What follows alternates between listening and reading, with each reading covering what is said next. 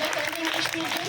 Good morning to the most prestigious managers, sir, principals, sir, all the respected teachers, and my dear friends. Now I would like to say something on G20 to you all. We assumed the G20 presidency on 1st of December last year, and we will conclude our presidency on 1st of November this year. During the course of our presidency, we have hosted around 220 G20 meetings with the PM's vision of Pan-Indian. To my mind, that is the finest example of cooperative federalism that we can see. The discussion of G20 summit started since collapse of Soviet Union, and it was formed in 1999 because of serious economic problem in Asian countries.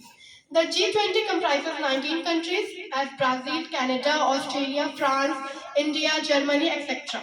and a European country. There are 19 countries and the European Union.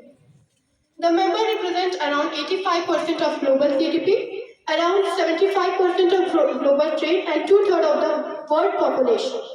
As a forum for international economic cooperation, it plays an important role in shaping and extending global architecture and governance on all major international economic issues.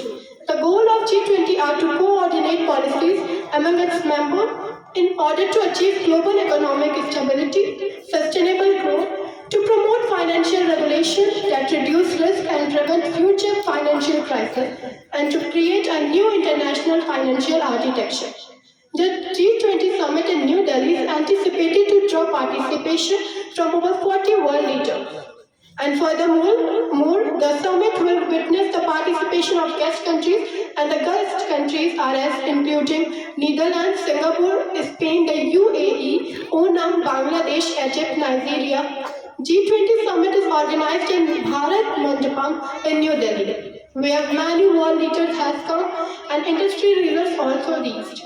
While inaugurating conference, PM Modi firstly announced African Union becoming a member of G20, and only after this announcement, G20 became G21. The theme for India's G20 presidency is One Earth, One Family and One Future. Thanks to you all for your kind patience. Jai Hind, Jai Bharat. And also I would like to call Riddhi to say something on G20.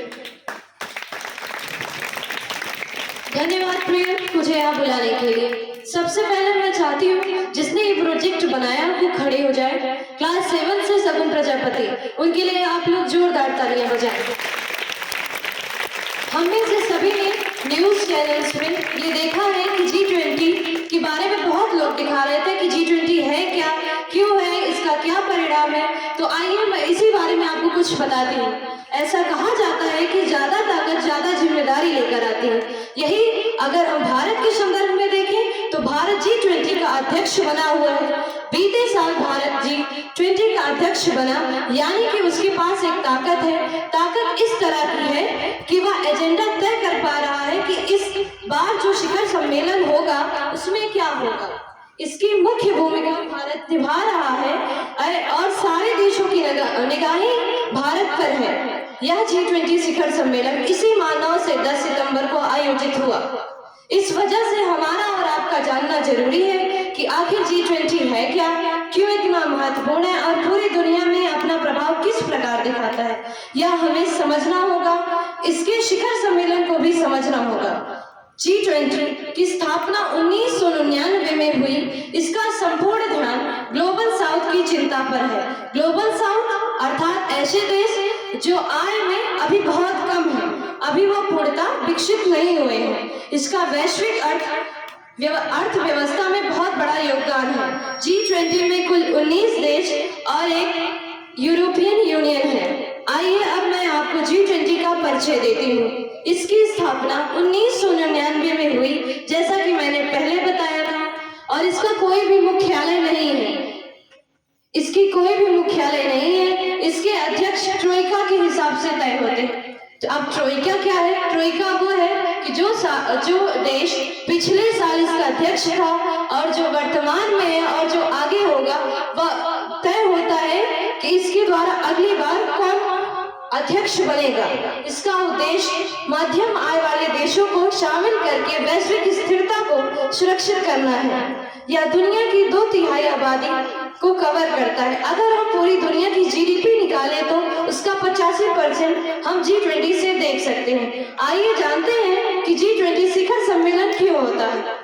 G20 अपने नाम से ही साफ है कि यह 20 देशों का एक ऐसा समूह है जो साल 1999 में जब एशिया में आर्थिक संकट आया था, तब तमाम देशों के वित्त मंत्री और सेंट्रल बैंक गवर्नरों ने मिलकर एक फोरम बनाने की सोची, जहां ग्लोबल इकोनॉमिक और फाइनेंशियल मुद्दों पर चर्चा की जा सके। इसका पहला सम्मेलन 1999 में जर्मनी की राजधानी बर्लिन में हुआ। इसका उद्देश्य अंतरराष्ट्रीय आर्थिक सहयोग, आतंकवाद, ग्लोबल वार्मिंग जैसे अहम मुद्दों पर बात करना है। G20 की कार्यप्रणाली क्या है? G20 की अध्यक्षता के तहत एक वर्ष तक G20 एजेंडा का संचालन किया जाता है। अगर हम भारत की बात करें तो 60 शहरों में करीबन 200 से ज्यादा बैठकें हुई हैं। भारत 1 दिसंबर 2022 से 30 नवंबर 2023 तक अध्यक्षता करेगा। और आगे जानते हैं G20 में भारत की अध्यक्षता क्या है। पहली बार भारत में शिखर सम्मेलन हुआ।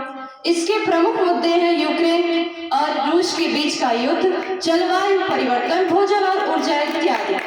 और इसकी आगे की राह होगी भारत ने रचा इतिहास। G20 अब हुआ G21, अफ्रीकन यूनियन बना नया सदस्य।